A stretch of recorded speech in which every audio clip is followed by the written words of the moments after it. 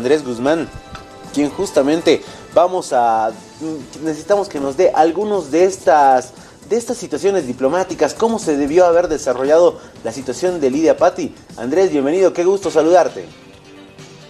Muy buenos días, gracias por el contacto. Sí, efectivamente, estamos aquí para comentar estos lamentables hechos, estas decisiones tan eh, fuera del protocolo, ¿no? De la, de lo que se espera de una cancillería. Pero bueno, atento a tus preguntas. No se manda formalmente un agreement que se le llama, el país acepta esto. ¿Cuál es el protocolo, querido Andrés? Claro, el exequatur del Estado receptor, ¿no? Entonces, al iniciar las funciones sin ese documento, obviamente estás incumpliendo la Convención de Viena. Y no es un acto, no es una falta solamente de Lidia Patti, ¿no? Obviamente también de las personas que la han enviado, de quienes están a cargo de las gestiones consulares en la Cancillería, quienes debían obviamente asesorar y evitar que esto suceda, porque era innecesario hacer este bochorno finalmente, porque es un tema de procedimiento, como digo, además sumamente elemental, no es necesario ser abogado, simplemente lees lo que dice la convención, ese artículo 12, y está clarísimo, ¿no? No puedes iniciar sin el documento. Entonces, hacer eso es ir en contra de la Convención de Viena y al mismo tiempo es deteriorar las relaciones con el Perú, que ya están mal, lo cual es muy lamentable porque tenemos que tener una buena relación con el Perú y no estropearla de esta manera, ¿no? Deliberadamente.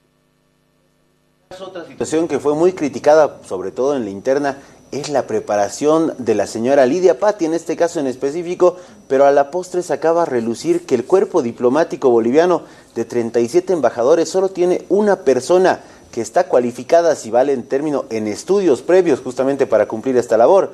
¿Esta situación es de alguna manera limitante para una persona para que funja como embajador o solamente es un cartón, como se diría? No, claro que es una limitante, claro que es mejor si la persona ha estudiado, ¿no? Para ejercer el cargo. Si la persona hubiese estudiado en este caso, seguramente habría sabido que no puede hacer eso, ¿no? Pero obviamente no es el caso.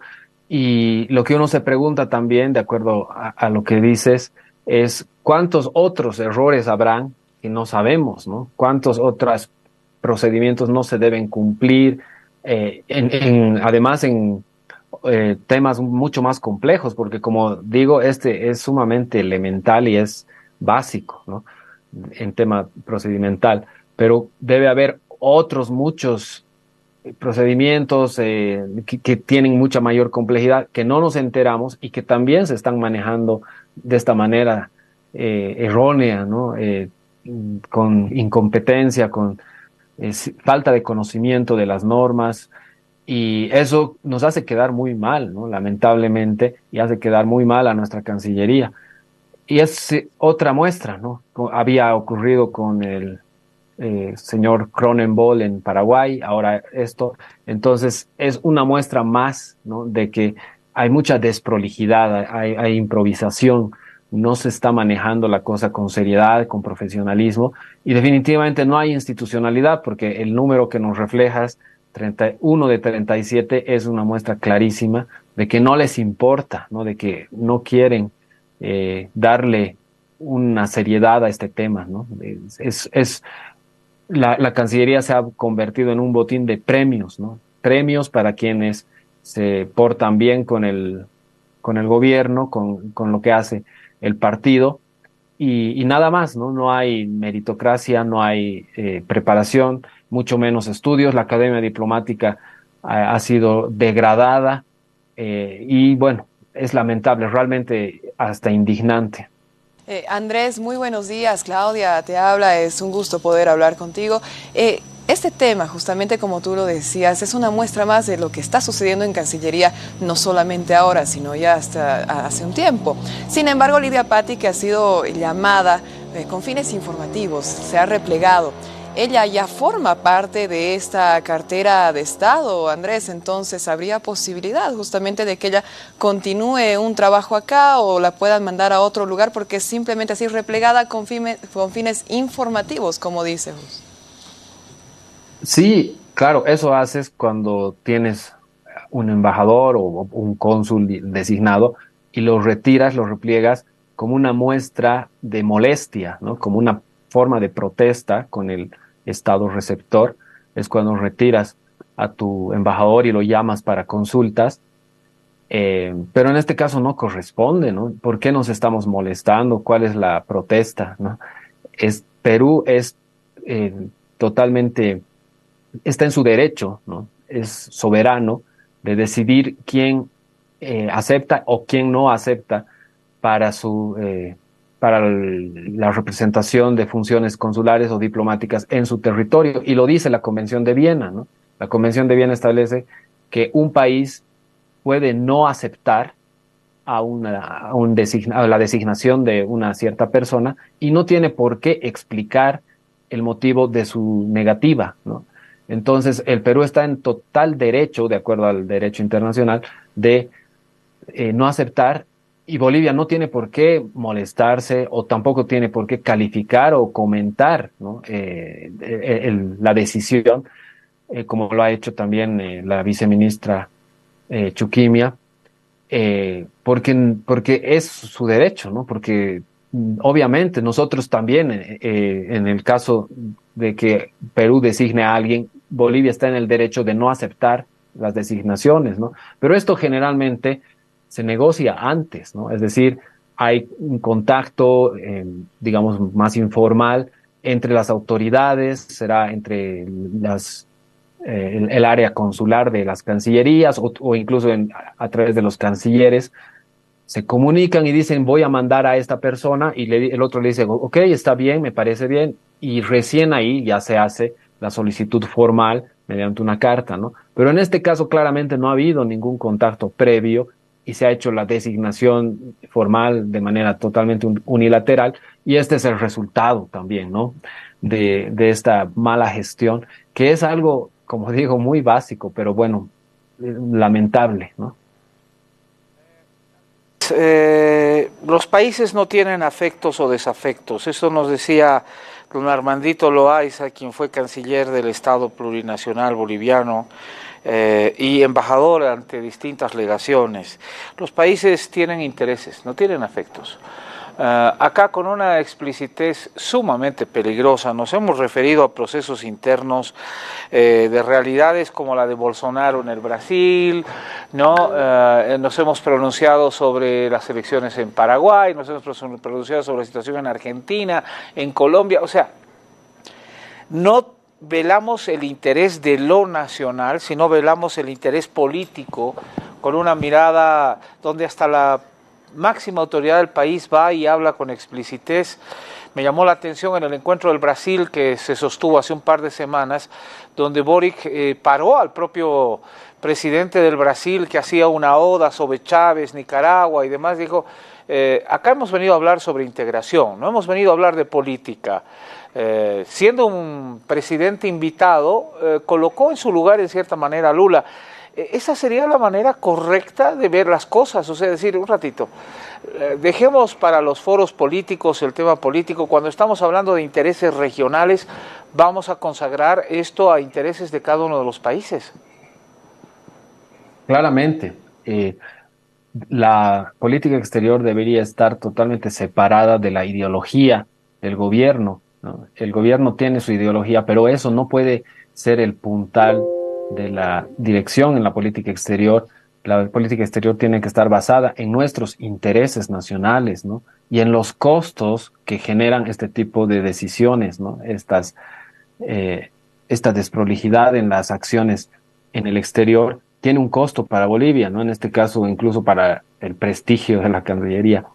Entonces, midiendo esas dos cosas, habría que manejar la política exterior y no en base a la ideología. La ideología antiimperialista ha sido lo que ha sido lo principal, ¿no? De nuestra política exterior ya desde hace muchos años Y con esta política antiimperialista se ha tomado un posicionamiento internacional en el que estamos apoyando a Rusia, en el que estamos del lado de China, alineándonos con las autocracias orientales, ¿no? Y oponiéndonos y criticando duramente siempre a las democracias, a los países occidentales, que obviamente pueden estar pueden estar muy equivocados y podemos estar muy en desacuerdo con sus políticas, pero no nos conviene, ¿no? O sea, el punto es ese también. ¿Qué es lo que más nos, nos conviene o no en la política exterior, ¿no? Enfrentarnos con el país más poderoso del mundo no es lo que más nos conviene a un país como Bolivia, que prácticamente no tenemos un peso geopolítico, económico, comercial ni diplomático, ¿no? Entonces, hay que ser más prácticos, más pragmáticos y en todo caso también del otro lado evitar estos acercamientos que nos colocan en una situación eh, compleja, ¿no? Para hacia futuro, en el sentido de que si nos alineamos de un lado ya tan claramente, va a ser mucho más difícil después hacer un juego de equilibrio lo que se llama, hay una doctrina que se llama la del no alineamiento activo, donde justamente lo que se quiere es tener un juego de cintura cuando se pueda aprovechar eso, ¿no? Bolivia tiene recursos estratégicos como el litio, como las tierras raras, que en cierto momento podríamos aprovecharlos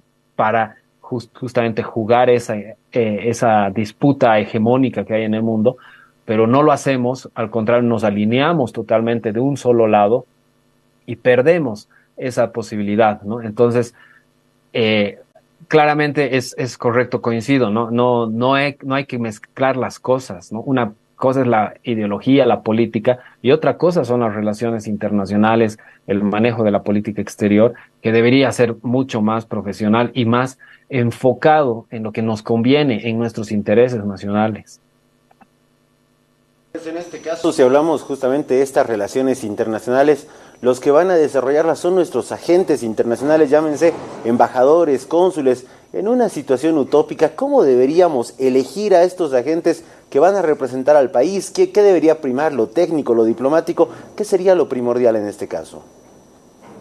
Claramente, ¿no? Lo que es el conocimiento, los estudios, los méritos, la experiencia, y lo dice la ley, ¿no? Está la ley del servicio exterior que establece que para hacer una carrera diplomática tienes que seguir un cierto procedimiento, acabar la academia diplomática, hacer una carrera, tener experiencia e ir escalando en los puestos, ¿no? Es como una carrera militar. Uno comienza como tercer secretario y va escalando, ¿no? Segundo secretario, primer secretario, ministro de primera, ¿no? Hasta llegar a embajador, que es como ser general, ¿no? Entonces, eh, cuanto más experiencia, cuanto más eh, habilidades diplomáticas tiene la persona, mejor, obviamente, ¿no? Pero lamentablemente eso no se entiende en Bolivia.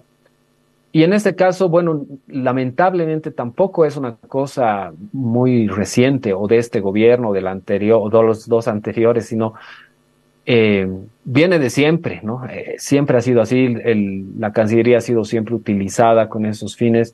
Incluso mi abuelo, recuerdo que cuando él era diplomático, estaba siempre en ese temor, ¿no? De ser removido por el cambio de gobierno. Muchas veces él mismo tenía que renunciar cuando estaba de embajador porque entraba una dictadura o, bueno, muchas cosas que han sucedido a lo largo de nuestra historia en la que nunca se ha tenido un respeto verdadero a la carrera diplomática, ¿no? Han habido momentos, claro, momentos en los que sí ha habido mayor eh, institucionalidad.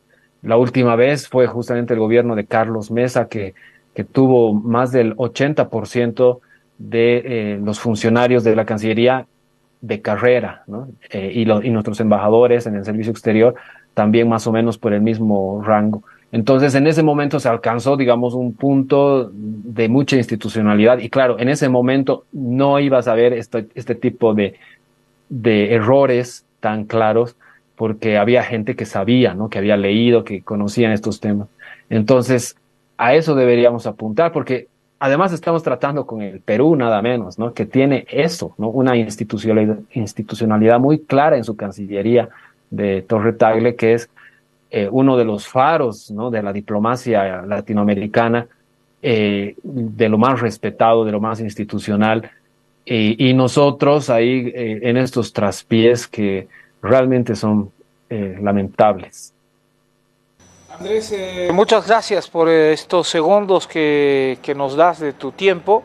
Te esperamos en cualquier oportunidad porque evidentemente la ingeniería con la que se tiene que actuar en cuanto a relaciones internacionales es como montar un castillo de cartas, es muy delicada, afectas siempre intereses de los países y el primer interés que deberíamos velar todos, bolivianos y bolivianas, es el interés nacional, lo boliviano por sobre todas las cosas. Muchas